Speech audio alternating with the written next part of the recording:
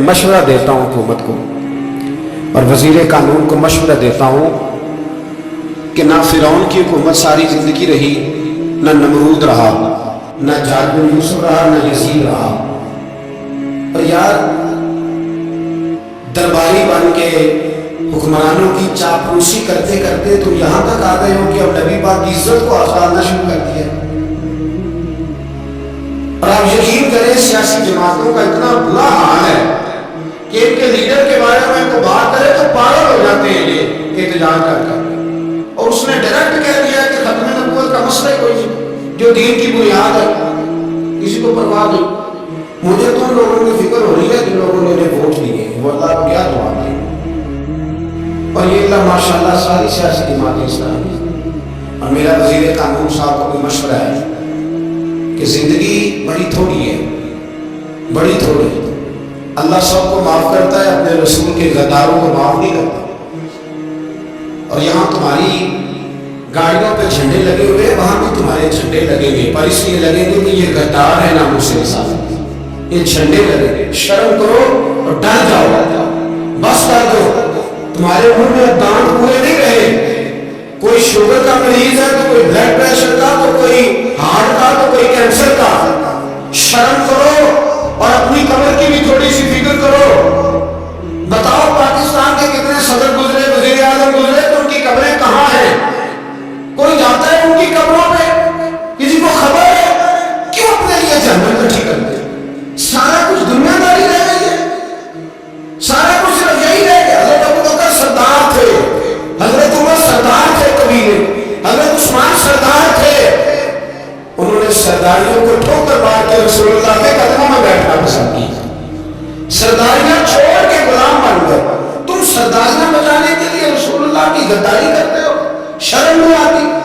اور کام شکوا ہے مجھے ان لوگوں سے جو مولوی تو کہہ دیتے ہیں تو سیاست نہ کرو، کسی سیاستدان کو منع نہیں کرتے کہ جب تجھے سورت فاتحہ بھی نہیں آتی تو تجھے کس نے اجازت دی ہے اتنی بڑی بات؟ اور میں نے پچھلے جمعے بھی کہا تھا، پھر کہتا ہوں اور آدمی کار کہتا ہوں، مرزائی کا آدمی کافر تھے، آدمی کافر، اور قیامت تک اور جو ان کے کفر میں شاکر ہوگی اور پکا بے ایمان ہے، کافر ہے، وہ وزیر قانون ہو یا صوبائی ہو یا وفاقی ہو، من شک فی کفر ہی فقط کفر، جو مرزائی کے کفر میں شک کرے وہ بھی کافر ہے۔ ہمارے رسول آخری رسول ہے، ہم کسی کو یہ اجازت نہیں دیں گے کہ وہ ختم نبوت میں رکھنا ڈالنے کی کوشش کرے۔ ہم کسی کو یہ اجازت ہے، اور تم نے قوم کو لوٹا، لوٹتے رہو، اب ایمان پہ ڈاکے تو نہ ڈالو۔ تمہیں دولت لوٹ کے پیٹ نہیں بھرا، اب ایمان لوٹنا شروع کر دیا، تمہارا فیکٹریاں لوٹ کر، قومی خزانہ لوٹ کر پیٹ نہیں بھرا، بے ایمانوں دین بیچ کر اپنی حکومتیں پکی کرو گے۔ اور وہ لوگ بھی تیار ہیں جو ان بے ایمانوں کو منتخب کرتے ہیں، ان سے بھی سوال کرے گا ختم نبوت کا موضوع قیامت کے دن کہ تم بتاؤ۔ ان کو سپورٹ کرتے تھے جو رسول اللہ صلی اللہ علیہ وسلم کے بعد بھی کسی نبی کو نبی ماننا تو اس جانتے تھے۔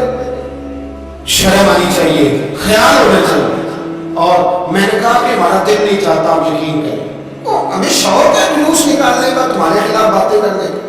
تم نے روز تھرمامیٹر نکالا ہوتا ہے، چیک کرتے ہو کہ ایمان کتنا ہے کتنا نہیں ہے۔ یہ پاکستان اگر صوبہ سے ہے تو حضرت عبداللہ شاہ غازی کا ہے، اگر بلوچستان ہے تو حضرت بابا عبد الرحمان کا ہے، اور اگر پشاور ہے تو وہ صوفیاء کا ہے، اور اگر یہ دھرتی پنجاب ہے تو یہ دادا علی جوہری کی ہے، یہ بابا فرید الدین کی ہے۔ اس میں کسی غدار کو قبضہ کرنے کی اجازت بالکل نہیں ملے گی۔ اور ہم وہ لوگ بھی نہیں جو چپ کر کے اندر سوتے رہے، قوم جو کرتی ہے کرتی رہے، ہمیں پرواہ نہیں، نہ ایسی کوئی بات نہیں۔ کوئی بندہ نہ سمجھے کہ نہیں ہوش نہیں پتہ نہیں، ہمیں سارا کچھ ہی آتا ہے۔ پھر اگر کل کو کوئی ممتاز کا آدمی پیدا ہو گیا تو شکوہ نہ کرنا، کل کو کوئی پھر سے عامر سیما نکل آیا تو شکایت نہ کرنا، یاد رکھنا۔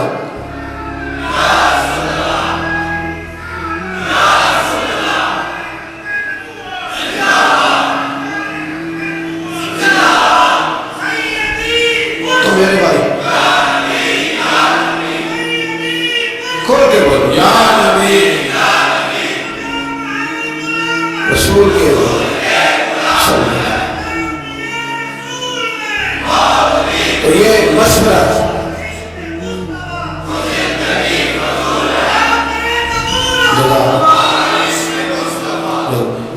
کوئی مشورہ ہے؟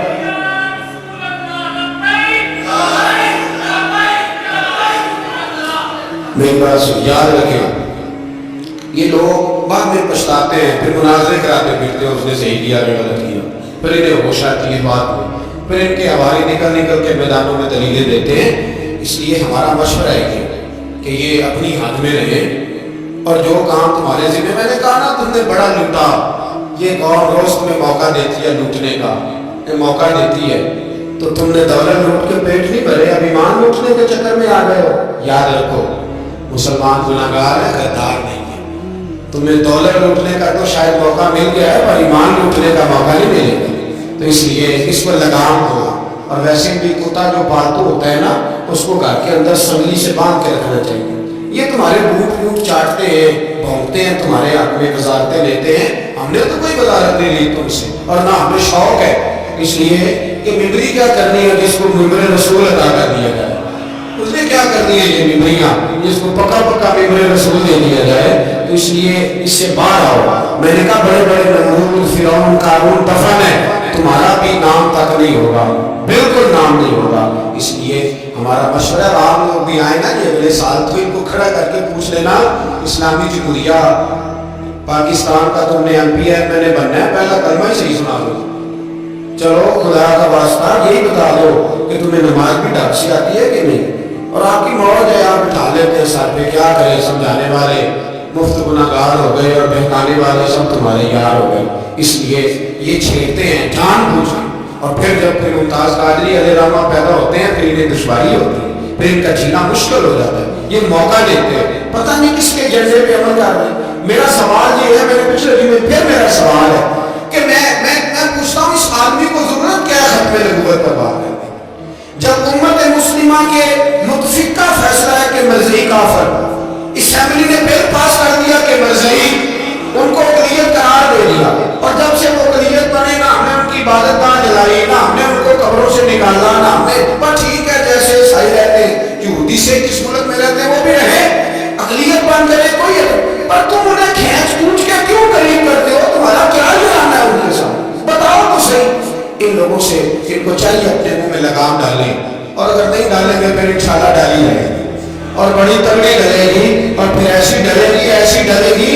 سلمان تاثیر جب مرا تھا نا تو 5-5 لاکھ روپیہ مولویوں کو آفر کی جنازہ پڑھاؤ، 5-5 لاکھ روپیہ چھوٹے چھوٹے مولویوں کو، اور دادا صاحب کی مسجد کے خطیب بھی صوبائی جو تھے وہ خطیب تھے، ملازم تھے، انہوں نے کہا کہ ایمان نہیں بھیجنا، نکالنا ہے نوکری سے تو نکال دو۔